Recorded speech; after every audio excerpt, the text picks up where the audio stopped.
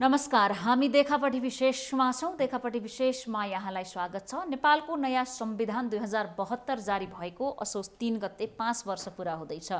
करिब 6 दशकभन्दा लामो समयदेखि पर्खेको नेपालको संविधान सभाबाट नै निर्माण भएको संविधान जारी हुँदा मुलुकभित्र र बाहिर रहेका नेपालीहरूमा उत्साह छाएको थियो र अब मुलुकले एउटा दिशामा गति लिन्छ भन्ने कुरामा सबैले अपेक्षा गरेका थिए। एकातिर खुसियाली मनाइरहँदा, यसलाई 6 दशक लामो सङ्घर्षको सफलताका रूपमा चित्रण गरिरहँदा, यसप्रतिका धेरै आशा अपेक्षाहरू गरिरहँदा, अर्कोतर्फ नेपालमै खास गरी तराई मधेसको भूभागमा यसप्रति लिएर मधेस केन्द्रित भएर राजनीति गरेका पार्टी र त्यहाँका जनताहरूमा असन्तुष्टि रहँदै आएको थियो र त्यसै बेला पनि संविधान च्यात्ने काम भएका हुन्। त्यसै त लगातार अहिलेको प्रदेश नम्बर 2 लगायतको तराई मधेसको क्षेत्रमा असोज 3 गते नेपालले संविधान दिवसलाई भव्यताका साथ मनाउँछ भने त्यहाँ कालो दिवसको रूपमा मनाइदै आएको छ। त्यसको प्रमुख कारण हो संविधानले सोचे अनुरूप समतामूलक अधिकारहरू दिन सकेको छैन र अधिकारहरू मधेस तथा तराईका जनताहरूको पक्षमा छैनन्। संविधानमा विभेदकारी संविधान छ भन्ने गुनासो रहेको छ र संविधान संशोधनको माग पनि लगातार रहेको नै छ, उठ्दै आएको छ। हामी संविधानमा भएका खास कमी कमजोरी, कतिपय आयातित कमजोरीहरू छन् भनेर पनि विज्ञहरूले टीका टिप्पणी गर्छन्, जो नेपालको इच्छा विपरीतका कुराहरू प्रायोजित रूपमा उठाइएका छन् भनेर पनि सधैँ सशङ्कित भइराख्ने, तर त्यसको ठोस कुरा पनि बाहिर ननिकाल्न सकेको यो अवस्थामा अब यो संविधान अनुसार नै प्रदेश नम्बर 2 मा पनि सरकार बनिरहेको छ। जनता समाज पार्टी नेतृत्वको सरकार छ र हामी यिनै विषयमा केन्द्रित रहेर कुराकानी गर्नेछौँ। साथै जनता समाजवादी पार्टीका विभिन्न कमिटीहरू बन्दैछन् र त्यो कमिटीहरूका विषयमा पनि कुराकानी गर्नेछौँ। हामीले हाम्रो स्टुडियोमा निम्ति आएका छौँ संविधान सभाका सदस्य तथा जनता समाजवादी पार्टीका नेता डाक्टर शिवजी यादव। यहाँलाई स्वागत छ। धन्यवाद। संविधान दिवसको दुईटा स्वरूप देखिन्छ। धेरैजसो भूभागमा उल्लासमय तरिकाले मनाउने, तराईको केही जिल्लामा कालो दिनको रूपमा मनाउने गरिन्छ। यसपटक पनि तयारी त्यही छ? मन्जुजी, अब यहाँले जुन भन्नुभयो नि, अब अहिले त भर्खर त्यो पार्टी जोडिएर राजपा र समाजवादी पार्टी जोडिएर जसपाको निर्माण भयो। हजुर। र ठ्याक्कै त्यही बेलामा हामी त्यो लकडाउनको पिरियडमा त्यति बेलादेखि परेका छौँ। भनेपछि थुप्रै कुराहरू, पार्टीकै कुराहरू मिलाउनु बाँकी छ र हामी योभन्दा पहिलाको संविधान दिवस बनाउने बेलामा सरकारमै थियौँ। त्यतिखेर पनि यो कुरा बहस भएको थियो। त्यतिखेर हामी मन बसेका थियौँ र एक किसिमको दबाब त्यतिखेर सृजना भएको थियो। कालो दिवस मनाउने भनेर कतिले स्वतस्फूर्त कालो दिवसको हिसाबले पनि मनाए, तर पार्टीले चाहिँ मौनताको निर्णय लियो। त्यसपछि हामी अब त्योभन्दा पनि बृहत अब त्यो एउटा चाहिँ जसपाको रूप एउटा लिइसकेको छ र त्योभन्दा पनि गम्भीर कुरो के भनेदेखि जसपाको रूप लिइसकेपछि लिने बेलामै संविधान संशोधन भएर देशमा एउटा जुन हाम्रो लिपुले कालापानी सम्बन्धी यो चाहिँ संविधानमा संशोधन भएर राष्ट्रमा जुन किसिमको संविधान संशोधनमा सर्वसम्मतिबाट संविधान संशोधन बन्ने जुन एउटा वातावरण बन्यो र त्यसले एउटा जुन गोरेटो कोर्यो, त्यसलाई चाहिँ हिस्टोरिकल मानेर अब कम्तीमा चाहिँ हामी सर्वसम्मत भएर अगाडि संविधान संशोधनमा अगाडि बढ्न सक्यौँ, आवश्यक कुरामा चाहिँ हामी सक्दा रहेछौँ भनेपछि यो संशोधन पछिको जुन संविधान दिवस छ त्यसलाई कुनै पनि दायाँ बायाँ नगरिकन सर्वसम्मतिले संविधानलाई स्वीकार गरेर अगाडि बढेर कालो दिवस मनाउनु पर्ने अवस्था म देख्दिनँ। देख्दिनँ भन्दा पनि मनाउने तयारी छ कि छैन भन्ने एउटा कुरा तपाईँ त्यो पार्टीको नेता भएका कारणले। दोस्रो, हिजो सङ्घीय समाजवादी पार्टी हुँदा पनि सङ्घीय समाजवादीकै नेता लालबाबु राउतको नेतृत्वमा प्रदेश सरकार छ। तपाईँ त्यसै पार्टीको, त्यसमा पनि उपेन्द्र यादवको नजिकको भनेर चिनिएको व्यक्ति। त्यस कारणले तपाईँलाई धेरै कुरा, लगभग अब संविधान दिवस आउन त धेरै दिन छैन, थाहा भइसक्यो होला नि। अब यहाँले भन्नुभएको यस्ता कुरा म चाहिँ अब अहिले भर्खर पार्टीको कार्यकारिणी समिति त्यो निर्माणको उसमा छ, केन्द्रीय कमिटी निर्माणको फेजमा छ। यहाँहरूले मिडियाबाट पनि थाहा पाइराख्नु भएको होला। त्यसले गर्दा यस्ता कुराहरू विशुद्ध पदाधिकारी पनि पूर्ण अहिले चयन नभइसकेकोले मुख्य 5 जनाको जुन टिम छ सचिवालय पनि गठन नभइसकेको, तर हामी एकीकरण हुने बेलामा 5 जनाले यसलाई जिम्मा दिएर महन्त ठाकुर, उपेन्द्र यादवजी, बाबु रामजी, राजेन्द्र महतोजी, अशोकजी भएको एउटा जुन माथि शीर्षस्थ वरिष्ठ र अध्यक्षको जुन एउटा टिम छ, उहाँहरूले यस्ता कुरोहरूलाई निर्णय गरेर अगाडि बढाउनुहुन्छ। आजको दिनसम्म मलाई चाहिँ नि यसको बारेमा जानकारी छैन। तपाईँको व्यक्तिगत धारणा चाहिँ के हो त? अब व्यक्तिगत धारणा त मैले भने नि, व्यक्तिगत धारणा यसपालि कम्तीमा हामीले संविधान कालो दिवस मनाउने भनेर निर्णय चाहिँ गर्नुहुन्न। किन भनेदेखि एउटा संविधान संशोधन आवश्यकता मैले जुन अघि नै व्याख्या गरेँ, निशान छापबाट हामी जुन सर्वसम्मति संविधान, यही संविधान संशोधन गरेका हो नि त। कम्ती हाम्रो सर्वसम्मतिबाट त्यो संशोधन गरेको संविधान यो हो नि त। भनेपछि एउटा यो बुदामा जब सर्वसम्मत हो भनेदेखि बाँकी बुदाहरूमा पनि जुन हामीलाई लाग्छ विचार राख्ने हो र त्यो चाहिँ संविधान परिवर्तनीय कुरा हो भनेपछि त्यसमा चाहिँ सहमतिले सर्वसम्मतले संशोधन गर्न सकिने रहेछ। अब जनता समाजवादी पार्टीले संविधानलाई पूर्ण रूपमा स्वीकार गर्नुपर्छ र बाँकी असहमतिका विषयलाई सर्वसम्मति जुटाएर सर्वसहमतिको आधारमा संशोधनमा लैजानुपर्छ भन्ने हो यहाँको कुरा। संविधानलाई पूर्ण भन्नाले संविधान पूर्ण त छैन भन्ने जसपाको ठम्याइ जुन छ त्यो अपूर्णता त छँदैछ। स्वीकारै गर्नु भएको छैन भनेर प्रश्न गरौँ। प्रदेश नम्बर 2 मा यो संविधान कार्यान्वयन गराइराखेको छ तपाईँका पार्टीका नेताको नेतृत्वको सरकारले, त्यो स्वतः स्वीकार भइहाल्यो। पुरै स्वीकार भनौँ भने अहिलेसम्म 4वटा संविधान दिवसमा कालो दिन मनाइएको छ त्यहाँ। अब यहाँले जुन भन्नुभयो नि हो, यहाँ संविधानमा जुन जति हुनुपर्ने कुरा त्यो चाहिँ नभएको अपूर्णताले गर्दा र संविधान सभामा जारी गर्ने बेलामा जुन ऐतिहासिक संविधान सभा थियो त्यसबाट चाहिँ गरौँ भनेर हामीले जुन किसिमको दबाब दिएका थियौँ, त्यसमा चाहिँ असन्तुष्टि थियो, जनताको जो असन्तुष्टि थियो, त्यो सब कुराले जुन किसिमको एकपल्ट निर्णय भयो, त्यो बिस्तारै बिस्तारै अब त्यसलाई संजोगले अहिले अब यो कोरोनाको बेलामा अहिले अब एक किसिमको लाइफलाइन पनि दिएको छ यो सरकारलाई र यही बेलामा यो संविधान संशोधन पनि सर्वसम्मतिबाट भएकोले अब कम्तीमा यो संविधानलाई स्वीकार त गरेकै छ, स्वीकार गरे छैन भनेर भन्नु चाहिँ नि यो चाहिँ विरोधाभास कुरो हो।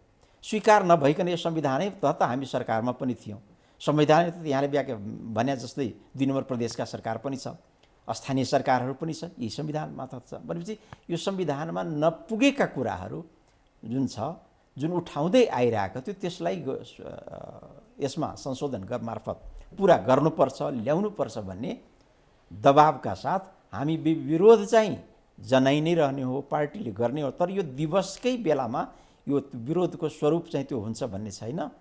त्यसको लागि अहिले कम्तीमा सर्वस्वीकार्य संविधान हामीले जुन एउटा निशान छापबाट त्यो गऱ्यौँ, त्यो संविधानमा एक ठाउँमा त हामीले त्यहाँ पुग्यौँ भनेपछि अब बाँकी ठाउँमा पनि हामी त्यो गरौँ भनेर त्यो दबाब दिउँ, सृजना गरौँ, तर संविधान त स्वीकार्य नै छ।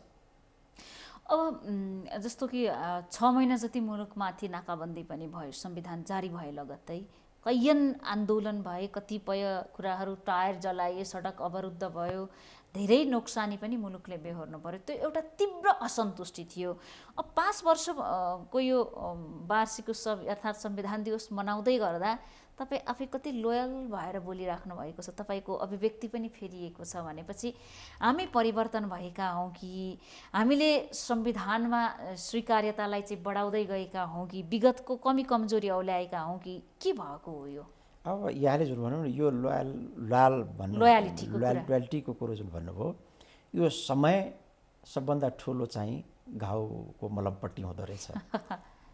अहिलेको यो कोरोनाको जुन बेला छ यो बेलामा कुनै पनि किसिमको त्यस्तो अहिले न वातावरण छ, विरोधैको स्वरूप यदि त्यो किसिमले गऱ्यो भने त्यसले चाहिँ जनतालाई नै क्षति हुन्छ, देशलाई क्षति, नागरिकलाई क्षति हुन्छ भनेपछि त्यो पनि अहिले बाटो छैन।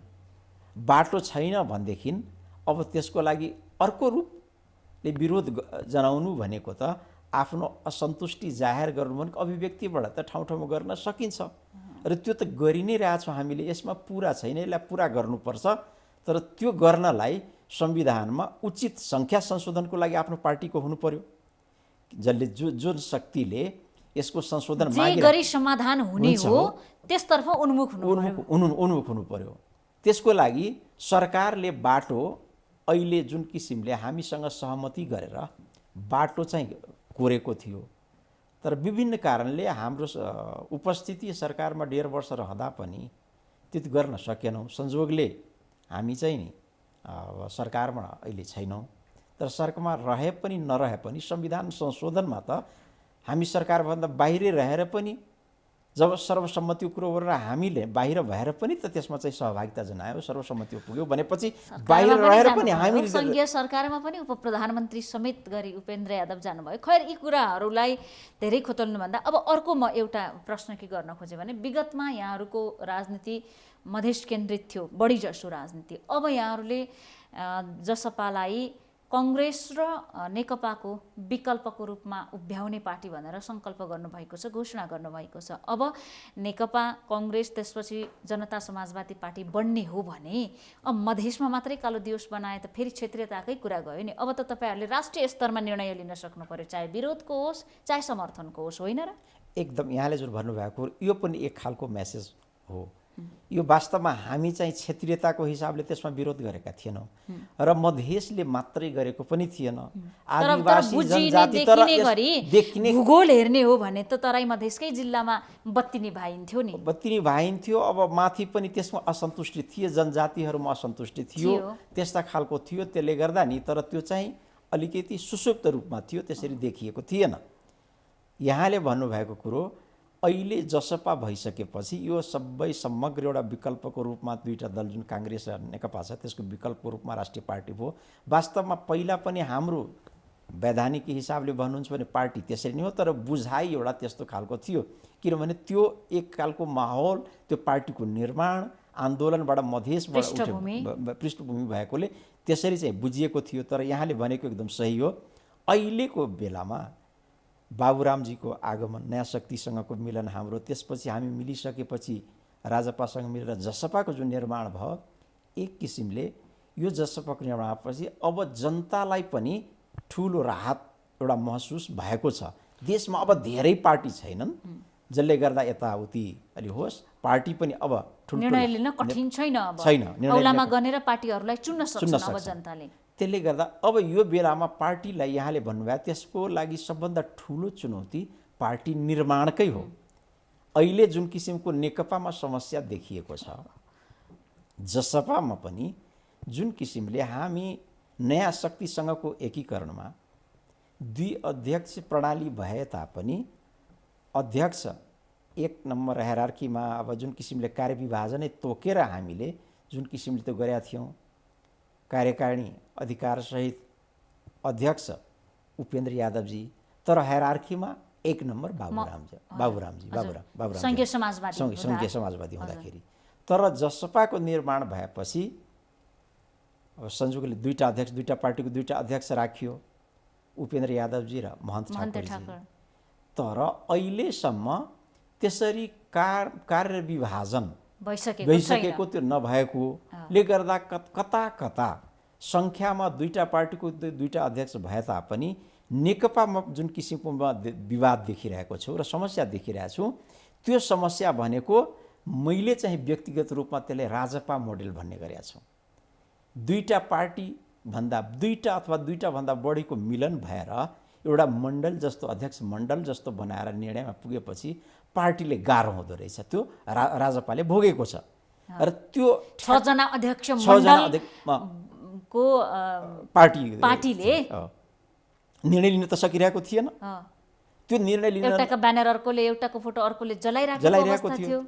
त्यो चाहिँ त्यही बेलामा ठ्याक्कै त नेकपा अब यहाँको कुरामा मैले थप के प्रश्न हुन खोजेँ भने अहिले जसरी नेकपाका 2 जना अध्यक्षहरूको बीचमा बेला बेलामा विवाद देखिन्छ, एउटा चरम उत्कर्षमा पुगिन्छ, फेरि थम्थ्याइन्छ, यो विवादको चरम सम्भावना जनता समाजवादी पार्टीमा पनि देखिन सक्छ।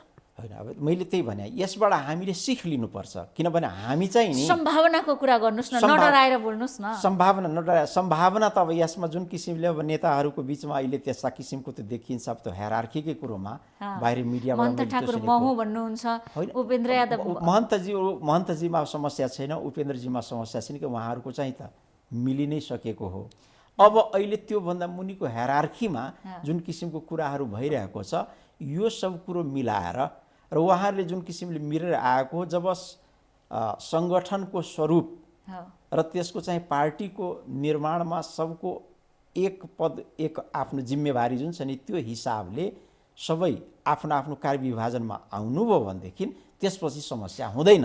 अब के छ भने सबै राजपा छ पार्टी मिलेर छ पार्टीका छ जना अध्यक्ष हुनुहुन्थ्यो। सङ्घीय समाजवादीमा पनि त्यस्तै थियो, बाबुराम भट्टराई उपेन्द्र यादव लगायतका कुरा गर्ने हो भने अब 101 प्रभावशाली नेता स्वाभाविक रूपमा हुनुहुन्छ। महत्त्वाकांक्षी हुनु पनि स्वाभाविक कुरा हो। राजनीतिमा लागेपछि मानिसले पदमा पुगेरै काम गर्न सक्ने हो, नेता मात्रै भएर त हुँदैन, पद पनि चाहियो।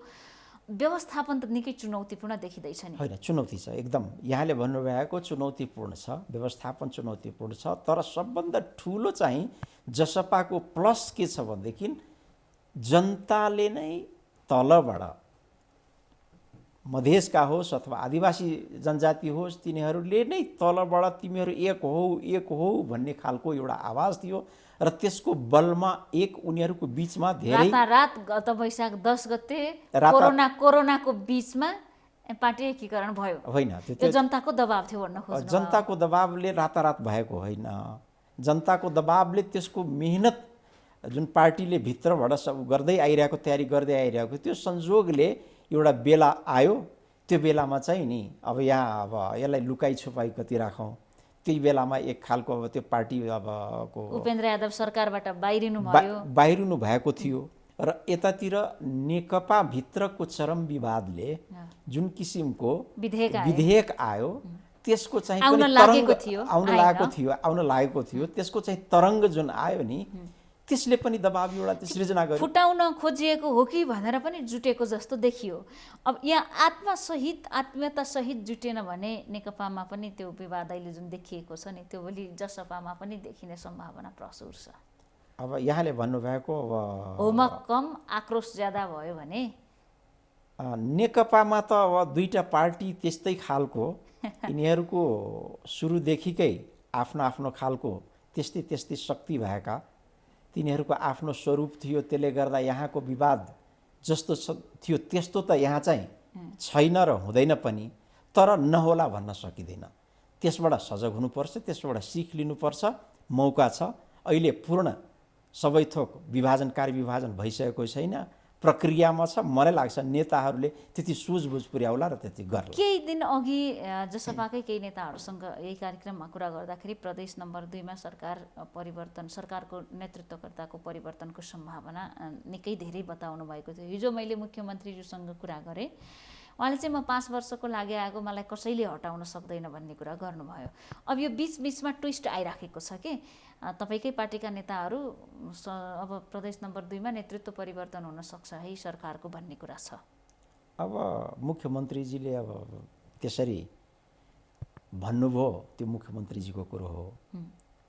मलाई लाग्छ प्रधानमन्त्रीजीको योभन्दा पहिला एउटा इन्टरभ्यू मैले सुनेको थिएँ। यो अहिलेको सरकारहरूको फर्मेसन जुन छ त्यसले चाहिँ नि एउटा थाई सरकारको रूप हो र यसलाई धेरै चाहिँ मुख्यमन्त्रीहरू फेरिँदैनन् भन्ने कुरा उहाँले भन्नुभएको थियो। तर 6वटा प्रदेशमा प्रधानमन्त्रीज्यूको पार्टीको नेताले नेतृत्व गरिराखेका छन् र त्यो बोलीलाई हामी पत्याउन सक्छौँ। तर प्रदेश नम्बर 2 को हकमा जसपाकै निर्णय लागू हुने देखिन्छ। यहाँ हो, ठिक छ, यहाँले मैले भन्न खोजेको त्यसले उहाँको चाहिँ नि मनोबल चाहिँ अलि उच्च भएर उहाँले बोल्नु भएको होला लालबाबु राउतले। र त्यो भन्दा पनि नि यो दुईटा पार्टी जसपा त अब एक भइगयो, यो दुईटा हुँदा त फुटेर पनि कहीँ ढल्छ कि भन्ने सम्भावना थियो। दुईटा भएपछि जब एक भइसक्यो र एक भइसकेपछि उहाँ अहिले त्यो ठाउँमा भनौँ न संसदीय दलको नेता जबसम्म चयन भइसकेका छैन तबसम्म उहाँले यो शब्द प्रयोग गर्नु विधिसम्मत हुँदैन, किनभनेदेखि उहाँ त त्यो लालबाबु राउतले 5 वर्षको लागि मै मुख्यमन्त्री हो हुन्छु भन्ने भन्ने- कुरा विधिसम्मत तपाईँ देख्नुहुन्न। देख्दिनँ किनभनेदेखि अहिले नेता नै चयन भइसकेको छैन र जो व्यक्ति नेता चयन हुन्छ, संसदीय दलको दलको नेता प्रदेश चयन- नम्बर 2 को प्रदेश सभाको नेता हुन्छ त्यो मुख्यमन्त्री हुन्छ र उहाँमा चाहिँ आत्मबल होला त्यस्तो म हुन्छु भनेर बोल्नुहुन्छ भन्ने एउटा कुरो हो, तर टेक्निकली त्यो नहुन पनि सक्छ।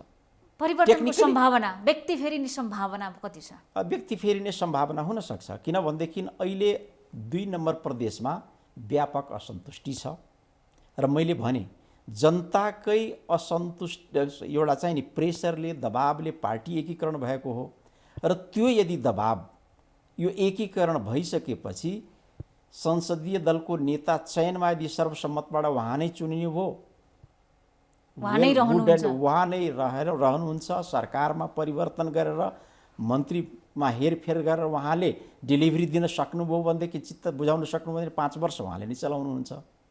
यदि त्यो सक्नु भएन, उहाँ नेता चयन हुनुभयो र त्यो यदि पुरा गर्न सक्नु भएन भने फेरि पनि नि 5 वर्षको पिरियडमा उहाँमाथि असन्तुष्टि हो भनेदेखि त्यहाँ व्यक्ति पनि फेरिन सक्छ। अब राजनीतिक वीरतामा चर्चाको विषय के पनि छ भने उहाँ उपेन्द्र यादव नजिकको व्यक्ति, उहाँ पनि उपेन्द्र यादवको अहिले पनि प्रदेश नम्बर 2 को प्रदेश सभामा सङ्ख्या 27-28 को हाराहारीमा छ सांसदहरूको सङ्ख्या। त्यस कारणले लालबाबु राउतको मुख्यमन्त्री निरन्तरता पाउने कुरा उपेन्द्र यादवको मनमा निर्भर रहन्छ भन्छन्, हो र त्यस्तो? अब यसरी यही यहाँले बडा चुरो कुरो उठाउनु भयो।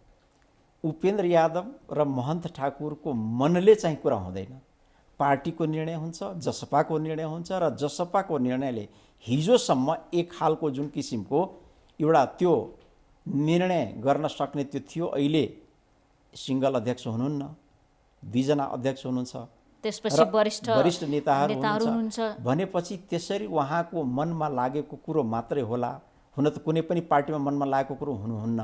र म पनि यति विश्वास गर्छु यो पार्टीमा मनैमा उहाँले व्यक्तिगत रूपमा मन परे तापनि पार्टीलाई जे स्वीकार्य हुन्छ त्यो कुरो उहाँले चाहिँ नि लागू गराउनुहुन्छ। अघि यहाँले शब्द प्रयोग गर्नुभयो, प्रदेश नम्बर 2 मा प्रदेश सरकारप्रति जनताको थुप्रै गुनासाहरू छन् भन्ने। विगतमा एउटा मात्रै सरकार थियो, प्रदेशलाई उत्पीडनमा राख्यो, पछाडि पारियो, तराईका जिल्लाहरूमा अधिकार दिएन, विभेद भयो, जनजातिहरू, दलितहरू भनेर हामी जुन भन्छौँ त्यो त्यसमा जति सत्यता छ त्यो आफ्नो ठाउँमा छ। तर अब आफ्नो हातमा शासनको चाबी भएको बेला जनतामा फेरि पनि सन्तुष्टि भइराख्ने हो भने अब केन्द्र सरकारलाई मात्रै दोष दिने नैतिक अधिकार रहन जान्छ त? होइन, यहाँले भन्नु अहिलेसम्म त्यो कुरो चाहिँ नि त्यो सुविधा उहाँले पाउनु भएको छ, किनभनेदेखि केन्द्रीय सरकारले अहिलेसम्म पनि प्रदेशको लागि जति जे अधिकार दिनुपर्ने हो र जुन कुरा हामीले मागिरहेछौँ त्यो कुरो उहाँले नपाएकोले त्यो उहाँसँग स्पेस भएकोले त्यसैमा खेलेर बचाउको सुविधा छ। जनताले टेक्निकल कुरा हेर्दैन, जनताले लालबाबु राउतले काम गरेन भन्ने मात्रै बुझ्छ। एक्ज्याक्टली, यहाँ मेरो पनि भनाइ त्यही हो, जनताको गुनासो त्यो हो र हामीले पनि त्यो फिल गरेका छौँ। किनभने त्यहाँ जे जति नै उहाँले गर्न सक्ने हो त्यसमा त डेलिभरी उहाँले नि दिन सक्ने, मन्त्रीमण्डलहरूले गर्न सक्ने, सरकारले दिन सक्ने कुराको जिम्मेवारी त उहाँले लिनुपर्छ। त्यो कुरोमा चाहिँ अहिले व्यापक असन्तुष्टि आइरहेको छ। त्यो कुराको छलफल हुन्छ र निर्क्यौल हुन्छ, त्यसको समाधान कसरी गर्ने, त्यो गर्ने यदि अठोट देखाउनुहुन्छ भनेदेखि उहाँले, र मैले फेरि पनि भने त्यो संसदीय दलको नेता हुनुभयो भनेदेखि उहाँ कन्टिन्यू गर्नुहुन्छ, होइन भनेदेखि परिवर्तन हुन सक्नुहुन्छ। जो संसदीय दलको नेता भन्छ उनै प्रदेशको मुख्यमन्त्री हुन्छ संविधान अनुसार। अब अर्को कुरा के छ भने हामी संविधान दिवसकै अवसरमा पनि पूर्व सन्ध्यामा पनि कुराकानी गरिराखेको कारणले कतिपय बुदागत रूपमै थिए, त्यसपछि कतिपय आन्दोलनमा आउन आह्वान गरियो, 50 लाख मृत्यु भएको खण्डमा क्षतिपूर्ति दिनेछ भन्ने कतिपय समाजलाई पक्षपात नहुने निर्णय पनि भए।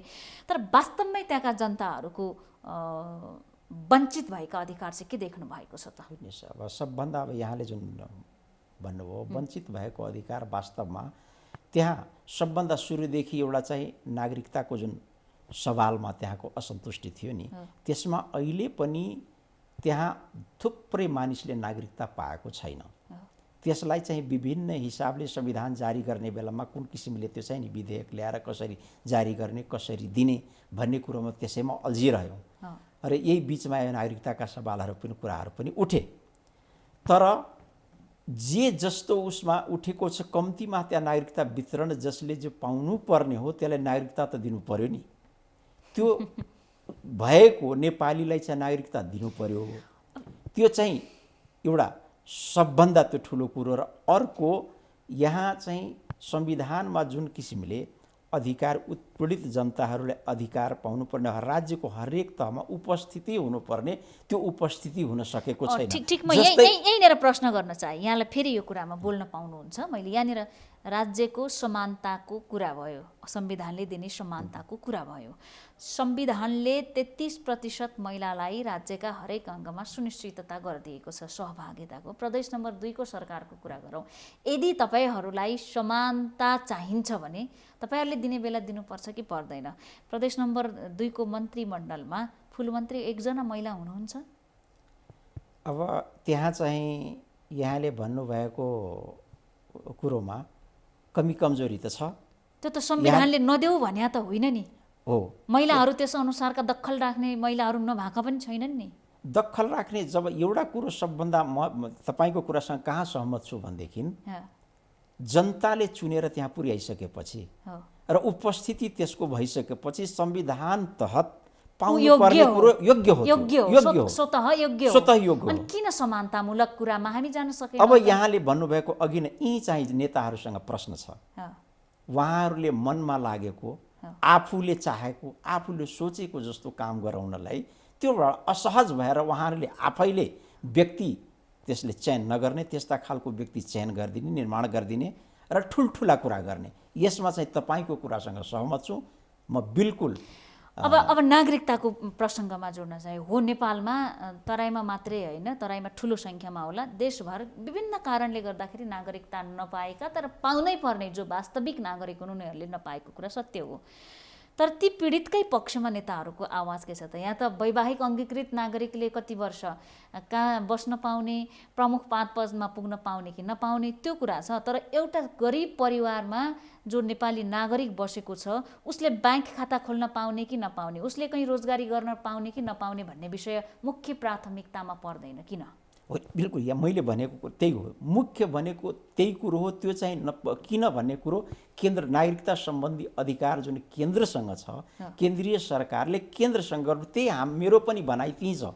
म तपाईँको कुरासँग सहमत छु। पार्टीको केही कुरामा म चाहिँ नि डिफर कहाँ गर्छु व्यक्तिगत रूपमा भनेदेखि यहाँले भन्नुभएको जस्तै नि त्यो वैवाहिक अङ्गीकृतको कुरामा त्यहाँ पनि चिन्ता हुनुपर्छ, त्यो पनि एउटा दायित्व हो। तर प्रमुख दायित्व त आफ्ना नागरिकले नागरिकताबाटै वञ्चित नहुन् भन्ने हुनुपर्ने हो नि। प्रमुख त्यहाँ चाहिँ बढी जोड नदिने र वैवाहिक अङ्गीकृत भन्नु। वैवाहिक अङ्गीकृतमा त म कतिपय कुरोमा अहिले जुन किसिमको विधेयक आइरहेको छ त्योसँग म सहमत छु। भनेपछि 7 वर्ष नागरिकता पाउनका लागि होइन, जुन देशसँग जस्तो छ जस्तो भारतले 7 वर्षमा समय चाहिँ यो चाहिँ 7 वर्ष 8 वर्ष यो चाहिँ नराखे पनि हुन्छ। तर उसको अधिकार कति दिने भन्ने कुरोमा अझै पनि नि त्यसमा चाहिँ विचार गर्नुपर्छ। यहाँनिर यहाँको शब्दमा चाहिँ ठुलो एउटा कुरा पनि छ होइन, इन्ट्रेस्ट पनि देखिन्छ।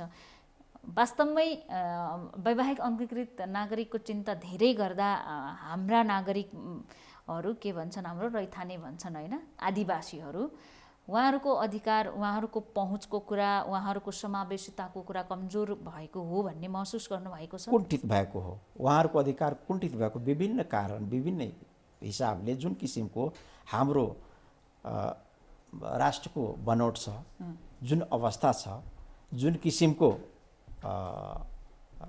जे राजनीतिक अवस्था छ त्यसमा चाहिँ नि निश्चित रूपमा त्यसमा चाहिँ अधिकार कुण्ठित तर जे होस् त्यसमा केही दबाइएको छ, त्यसमा चाहिँ नि दबाइएको छ। र त्यस्ता जुन वैवाहिक अङ्गीकृतबाट आएका छन् तिनीहरूले नि त्यसका बढी लाभ उठाएका छन्, जो त्यसमा पनि जो पहुँचवाला छन् त्यसले लाभ उठाएका छन्। अब अहिले वास्तवमै केन्द्र सरकारको पनि यदि मधेसका जनता असन्तुष्ट हुन् भने जुनसुकै भूभागका पनि सरकारले सम्बोधन गर्नुपर्ने सरकारको मुख्य जिम्मेवारी हो। त्यसकारणले चाहे जसपाले यी कुरा उठाउन् नउठाउन्, तर केन्द्र सरकारले जो वास्तवमै पीडित छन्, जसको मन दुखेको छ, जो विभेदमा परेका छन्, उनीहरूका लागि गर्नै पर्ने काम के देख्नुहुन्छ त?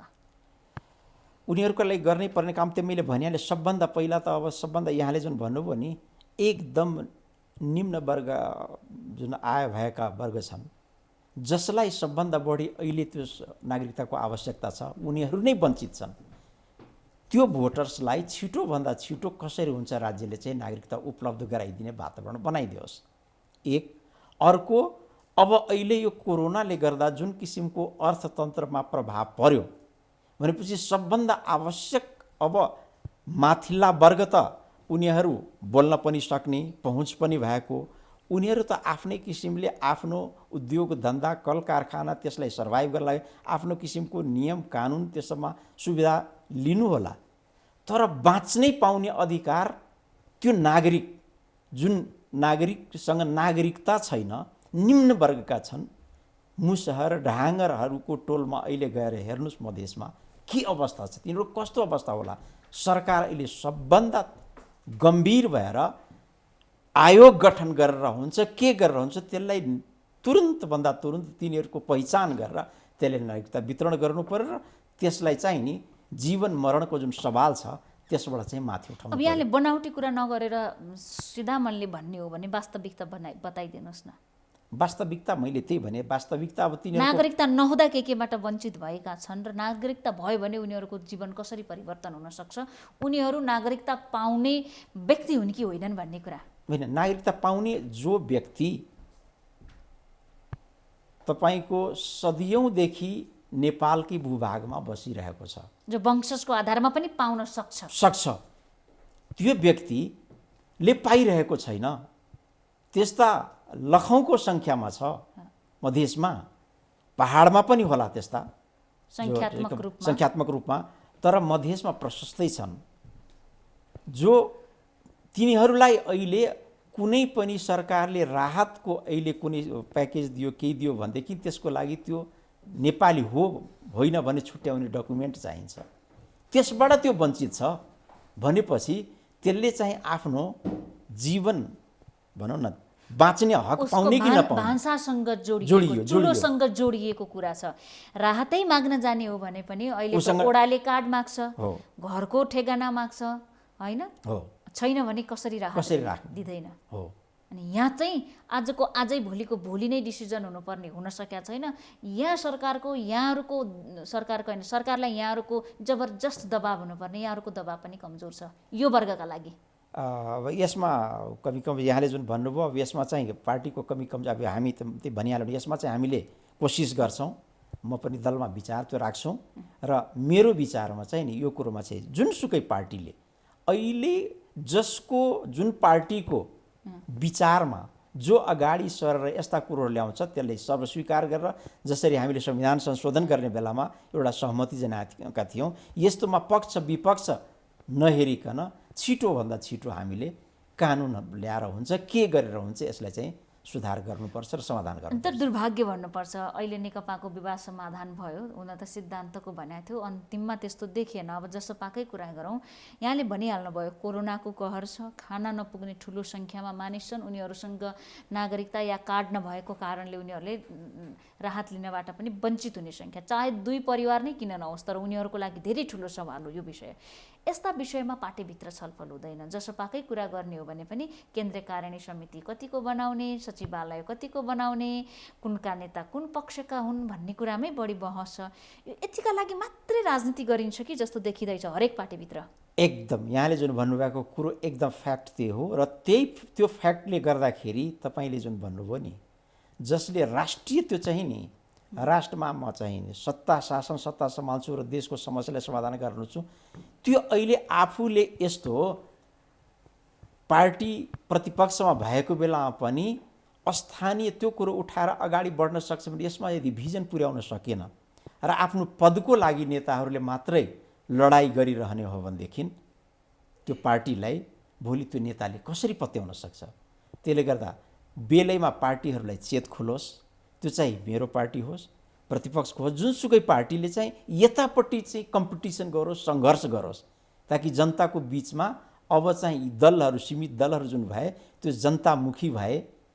यसमा चाहिँ तुलनात्मक रूपमा को चाहिँ बढीलाई काम गर्न सक्छ, कसैले हेरिसक्यौँ विगतमा, कसैले हेर्न बाँकी छ, त्यो हेर्न बाँकी मध्ये हामीहरू पर्छौँ। त्यो त हामीसँग एउटा ठुलो सम्भावना छ नि। भनेपछि हाम्रो दलको नेताहरूले यसमा विचार पुर्याउन सक्नु भएन र आफ्नै पदको लागि लुछाचोडीमा समय बिताउनु भयो भनेदेखि उहाँहरूको सपनामै रहन सक्छ। त्यसलाई जनताले फेरि चाहिँ नि एउटा चाहिँ विराम लगाइदिन सक्छ। त्यसले गर्दा यो चाहिँ गोल्डन अपर्च्युनिटी हो। कोरोनाले अहिले संसारमा यस्तो त्रास फैलाएको बेलामा कतिपय कुरा त यस्ता कुरा त अवसर पनि दिएको छ नि। त्यो अवसरलाई हामीले उपयोग गर्नु पर्यो।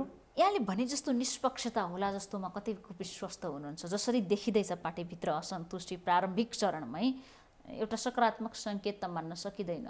गाह्रो छ। जुन किसिमले यहाँ भन्नुभयो हाम्रो मुख्यमन्त्रीजीकै दम्भ, एक किसिमको त दम्भै पनि, म 5 वर्षको लागि हो भने उहाँ पार्टीले जहिलेसम्म निर्णय गर्छ तहिलेसम्मको लागि हो भन्ने चाहिँ नि उहाँ स्वाभाविक कुरो हो। तर म 5 वर्षको लागि हो भन्ने खालको एउटा दम्भ त कुनै कम्युनिस्ट पार्टीको अध्यक्षले मात्रै त्यो कुरो चाहिँ नि दावा गर्न सक्छ।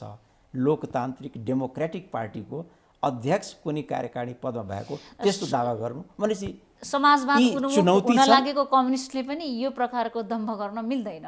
व्यावहारिक तह भन्ने हो भने मिल्दैन। तर गर्न सक्दो रहेछ भनौँ न। अब त्यो जो वास्तवमा कम्युनिस्ट, यहाँ त समाजवादी, यहाँ चाहिँ कम्युनिस्ट नामको कम्युनिस्ट पार्टी हो, कम्युनिस्ट आइडियोलोजी त होइन, समाजवादी हो। यहाँ त अब साँच्ची भन्नुहुन्छ भनेदेखि मोटामोटी 3टै दल जुन देखिएको छ सबैको अब समाजवादी विचारधारा नै हो। त्यसमा आफ्नो आफ्नो पथ फरक छ। व्यवहार धेरै नजिकको छ, धेरै नजिक, सिद्धान्त आफ्ना छन् होइन। व्यवहार सबै समाजवादी अंगीकार गरेको समाजवादोन्मुख पार्टी नै छ।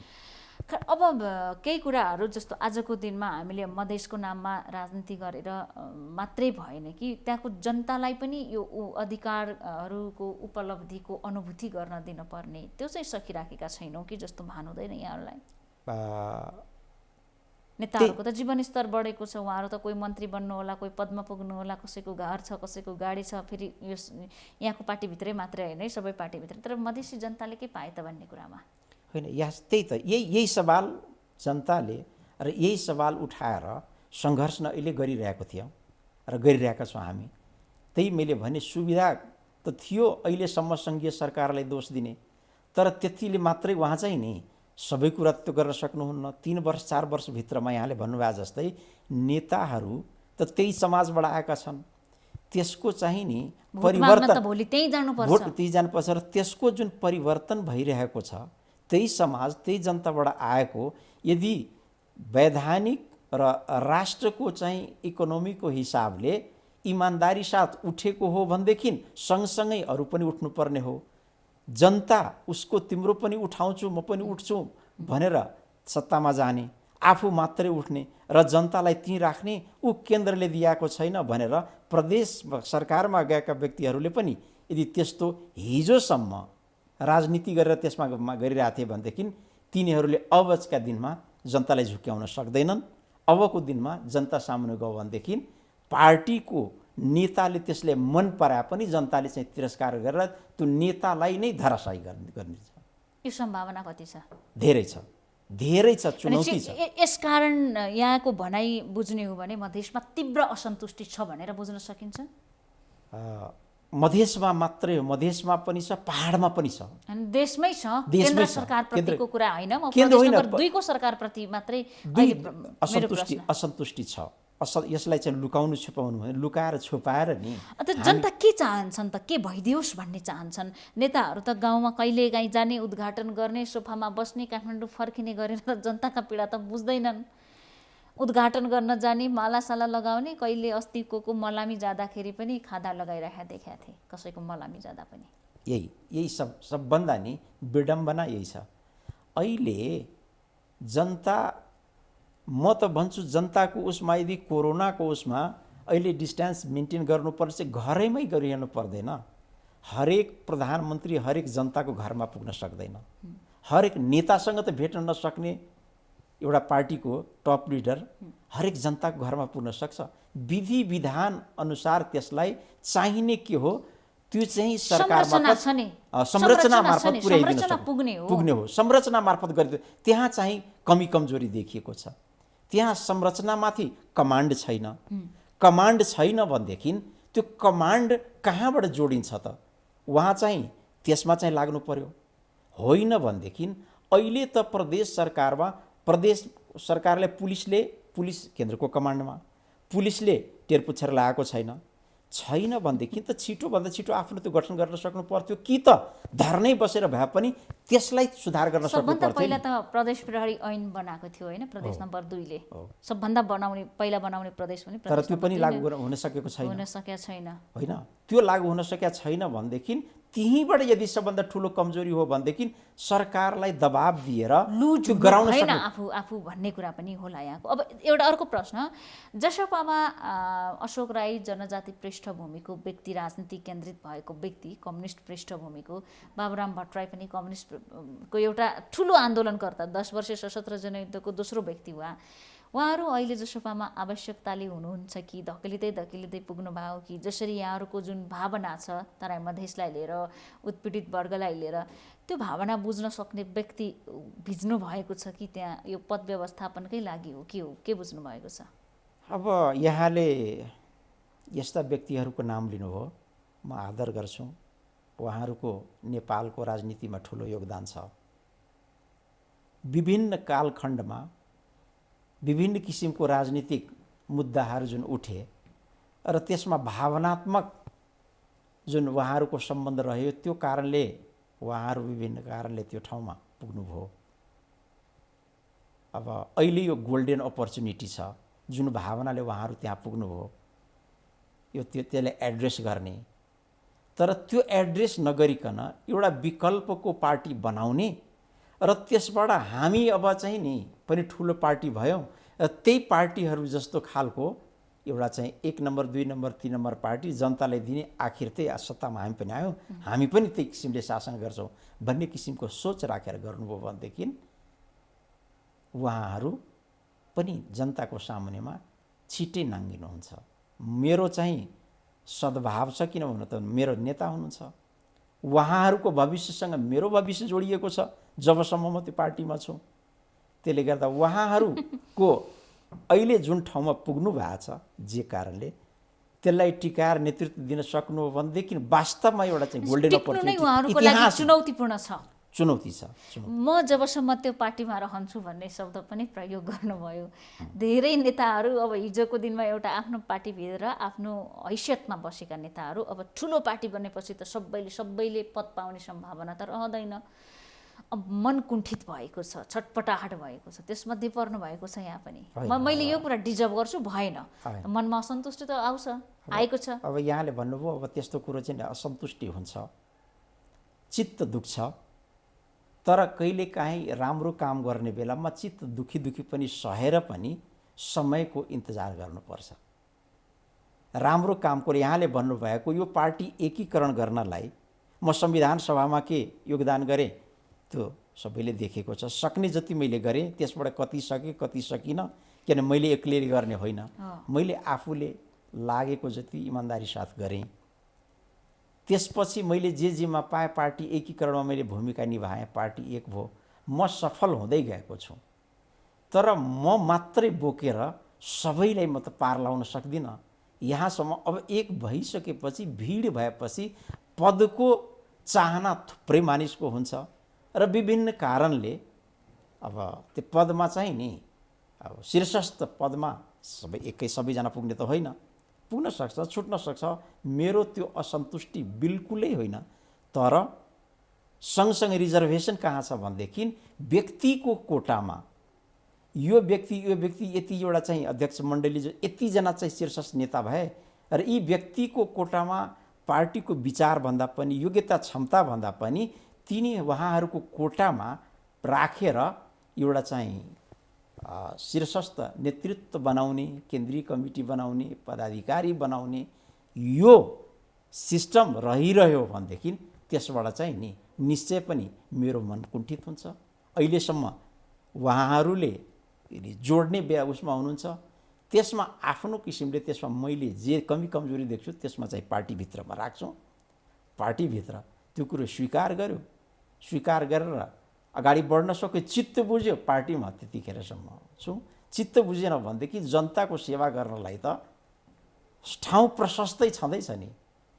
संविधानले अधिकार दिएको छ हरेक नागरिकलाई आफ्नो किसिमले स्वतन्त्र हिसाबले बाँच्ने, स्वतन्त्र हिसाबले राष्ट्रलाई सेवा गर्ने। त्यस हिसाबले म गर्छु। यो यहाँ एकजनाको आवाज होइन, धेरैजनाको आवाज छ अहिले जसपाभित्र। पार्टी छोड्न सक्छु भनेर भनेको स्पष्ट कुरा हो यहाँको, हो नि? अब यो भाषा लम्ब्याएर नबोल्ने हो भने त्यही भन्नुभयो होइन। यसलाई पार्टी छोड्न सक्छु भन्ने कुरो त सब महिला, किनभने जसरी उहाँले 5 वर्षसम्म म मुख्यमन्त्री रहिरहन सक्छु भन्ने नि उहाँले अधिकार चाहिँ हो, तर होइन नि, व्यक्तिगत अधिकार हो। व्यक्तिगत अधिकार हो, म छु भनेदेखि भन्न सक्नुहुन्छ, तर सम्भावना त नि त्यो नहुन पनि सक्छ नि। त्यस्तै यहाँले भन्नुभएको पार्टी चाहिँ नि छोड्न सक्ने अधिकार त जसको पनि छ, तर म त त्यही पार्टीमा छु नि। विचार त्यसो मिलेछ, जबसम्म म छु पार्टीमा तबसम्म त म हुन्छु नै भन्ने आशय छैन यहाँको बोलीमा। यसको अर्थ यो थुप्रै नेताहरूमा होइन, म चुनौती देखिरहेको छु। यहाँले भन्नुभएको जुन किसिमले अहिले जुन रवैया देखिएको छ पार्टीभित्र, पार्टीको एउटा सोच अनुसार नभइकन व्यक्तिगत तपाईँको अब त्यो पदाधिकारीकै जुन चयन भयो त्यसमा चाहिँ एकीकरणमा पुर्याउने हिसाबले राजपा मण्डलभित्रका जुन अध्यक्ष मण्डल थियो त्यो व्यक्तिले छानेर मेरो मन परेको यति, मेरो मन परेको यति, यो गरी पार्टी कहिलेसम्म भन्छ? व्यक्तिका खल्तीबाट मानिसहरू जान थाले भने तपाईहरू त्यहाँ नरहन सक्नुहुन्छ भन्ने कुरा हो। पार्टी नै नरहन सक्छ नि, त्यसरी पनि पार्टी भन्छ र पार्टी नि। यही प्रश्न जोड्दै थिए। विवाद बढ्दै गयो भने फुट्न त अब नेपाली राजनीतिक दलहरूको इतिहास हेर्ने हो भने जुटको भन्दा फुटको सम्भावना सधैँभरि बलियो रह्यो, जुट्ने भन्दा फुट्ने क्रम बलियो रह्यो, होइन? यो सम्भावना कति देख्नुहुन्छ जसपाको? जसपाको अरूभन्दा तुलनात्मक रूपमा कम छ सम्भावना बढी। यहाँले भन्नुभयो यदि नेकपाले अहिले जुन किसिमको नेकपाको विवाद उत्कर्षमा पुगेर जुन किसिमले एउटा समाधानको बाटो लिएको छ, र म फेरि पनि दोहोऱ्याएँ, कोरोनाको कहरले जुन कि कम्युनिस्ट पार्टीलाई एउटा लाइफ लाइन दिएको छ, यस्तो बेलामा जनताले जुन चाहेको थियो भोटमत दिएर जुन अवस्थामा आएको थियो त्यो डेलिभरी गर्न नसकेको, आफ्नो पार्टीको उसमा कचिङ्गलमा फसेको, र यस्तो उत्कर्षमा जुन विवादहरू भइरहेको थियो त्यो बेलामा यो कोरोनाले जुन लाइफ लाइन दिएको छ, यसबाट यदि नेकपा जोगियो भनेदेखि जसपालाई कुनै पनि किसिमको समस्या छैन। नेकपा यदि फुटिहाल्यो भने जसपा पनि फुट्ने सम्भावना छ भन्न खोज्नुभयो? नेकपा फुटिहाल्यो भनेदेखि देशमा यस्तो ठुलो पार्टी फुट्यो भनेदेखि त्यसको धक्का त इपिसेन्टर हेर्नुहोस् त 50 किलोमिटर पर भैँचालो आउँदा यहाँ हल्लिएन आज राति है? बारपाकमा जाँदा 72मा कति जिल्ला ध्वस्त भयो भनेपछि नेकपाको विवादको इपिसेन्टर जसपामा पुग्छ भन्ने सम्भावना बलियो गरी देख्नु भएको छ। सबैतिर पुग्न सक्छ, सबैतिर पुग्न सक्छ। यसको अर्थ यो हो नि, जो त्यहाँको असन्तुष्ट छ यहाँको असन्तुष्टसँग मिल्न सक्छ भन्ने होइन। पार्टी फुट हुँदाखेरि त्यस्तो हुन्छ नि, त्यो चलायमान हुन्छ। यो कस्तो हुन्छ, प्लेट जसरी चलायमान छ नि, त्यो भैँचालो आउँदाखेरि त्यो इपिसेन्टरमा त्यो हल्लिन्छ, त्यसपछि प्लेट चल्छ। त्यस्तै यो जनता, यो कार्यकर्ताहरू पनि नेताहरू पनि त्यस्तै हुन्छ। त्यस्तो बेलामा चाहिँ नि चलायमान हुन्छ। र अब अन्त्यमा छौँ, जसपा मिलेरै जाने सम्भावना कति देख्नुहुन्छ र जसपाको राजनीति जनता केन्द्रित कसरी हुन सक्ला? जसपा त भर्खर बनेको छ, 100% यसले मिलेरै जाने सम्भावना छ। यसमा कुनै पनि किसिमको त्यो, किनभने मैले भनिहालेँ नि, जनताको उसमा नगइकन यो नमिलिकन जाँदा, जनताको घर दैलोमा जाँदा उनीहरूको सम्भावनै छैन। मिलेर जानलाई, जनताको उसमा पुग्नलाई मिलिसकेपछि त्यो सरकारको जुन समस्या छ 2 नम्बर प्रदेशको, त्यसलाई समाधान गरेर, किनभने त्यो त जसपाको अब सरकार छ।